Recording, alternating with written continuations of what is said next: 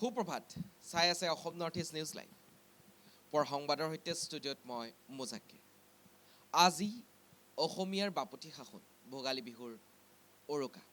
প্ৰত্যেকজন অসমবাসীক Assam north east news লাইভৰ তৰফৰ পৰা ভোগালীৰ উৰুকাৰ শুভেচ্ছা জ্ঞাপন কৰিছোঁ। লৈ আহিছোঁ কেইটামান বিশেষ খবৰ। প্ৰতি বছৰৰ দৰে এইবাৰো ৰহাৰ জোঙাল বহলো গড় চৰকাৰী মীন পামে ভোগালীৰ উৰুকাৰ সুলভ মূল্যৰ মাছ বিক্ৰীৰ বাবে সাজু হৈ উঠিছে। উৰুকাৰ দিনা পুৱা 7 বজাৰ পৰা মাছ বিক্ৰীৰ ব্যৱস্থা কৰা হৈছে।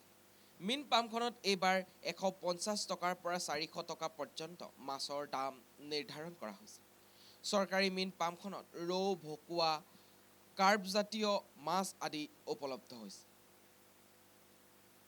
উল্লেখ্য যে চৰকাৰী মীন পামখনৰ সোৱাদপূৰ্ণ মাছৰ বাবে পামখনৰ পৰা মাছ নিবলৈ নগাঁও, মৰিগাঁও আদি বিভিন্ন ঠাইৰ পৰা উৰুকাৰ নিশাই শ লোকে ভিৰ কৰা দেখিবলৈ পোৱা গৈছে। পৰৱৰ্তী বাতৰি, চৰকাৰী সা সুবিধাৰ লগতে ৰাজ্যৰ বিভিন্ন বাতৰি কাকতকে ধৰি বৈদ্যুতিক মাধ্যমত কাম কৰা সাংবাদিকসকলৰ বিভিন্ন সমস্যা সমাধানৰ ক্ষেত্ৰত বিগত বহু বছৰ ধৰি অসম প্ৰেছ সংবাদদাতা ইউনিয়ন অতি সক্ৰিয় ভূমিকাৰে কাম কৰি আহিছে। আৰু আপকোৰ কেন্দ্ৰীয় সমিতিখনে ডিমা হাছাও জিলাৰ কৰ্মৰত সাংবাদিকসকলক সহায় কৰিবলৈ বৰ্তমান আগবাঢ়ি আহিছে।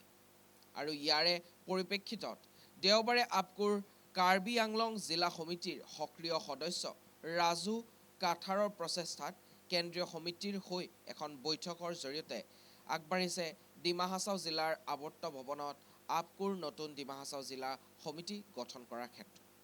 পৰৱৰ্তী বাতৰি, জুৰিয়াৰ গড়িয়া কাৱৈমাৰীৰ পৰা গৌৰৱ কঢ়িয়াই আনিছে চাহানুৰ আলমে। নগাঁও জিলাৰ জুৰিয়া গড়িয়া কাৱৈমাৰীৰ ৰকিবুল হুছেইনৰ পুত্ৰ 12 বছৰীয়া কণমানি চাহানুৰ আলমে গোটেই কোৰাণ শ্বৰীফ মুখস্থ কৰি হাফিজ হৈ গোটেই জুৰিয়া গাঁৱৰ কাৱৈমাৰীৰ ৰাইজৰ নয়নৰ মণি হৈ পৰিছে।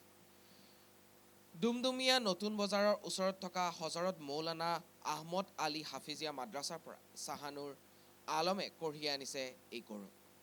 পৰৱৰ্তী বাতৰি, শ্ৰীমন্ত শংকৰদেৱ সংঘৰ শিমলুগুৰি আঞ্চলিক শাখাৰ 38 সংখ্যক বাৰ্ষিক অধিৱেশনৰ সফল সামৰণি।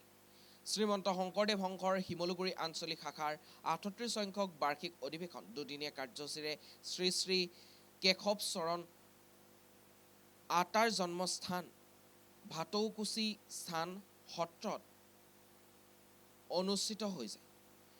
ধলপুৰৰ পৰা নবীন পুৱাৰ সংবাদৰ পৰা মই মুজাক্কিৰ হুছেইনে বিদায় লৈছোঁ। বিভিন্ন বা বাতৰিৰ বাবে চাই থাকিব Assam north east news live.